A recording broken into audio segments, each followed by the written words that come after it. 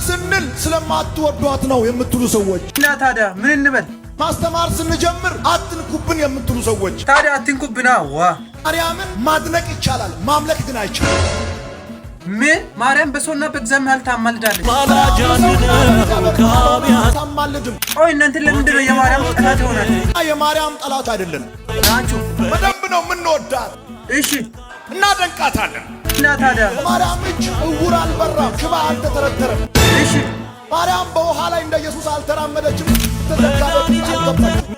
እሺ ማይካድ አንድ እውነት ብቻ የኢየሱስ እናት ናት። ታዲያ አማላጃችን ማን ነው? ሲኦልን ባዶ አድርጎ የተነሳ እግዚአብሔር ቀኝ የተቀመጠ ኢየሱስ ይባላል። ኢየሱስ ማለት ትርጉሙ ምን ማለት ነው? ኢየሱስ ማለት ትርጉሙ አዳኝ ማለት ነው።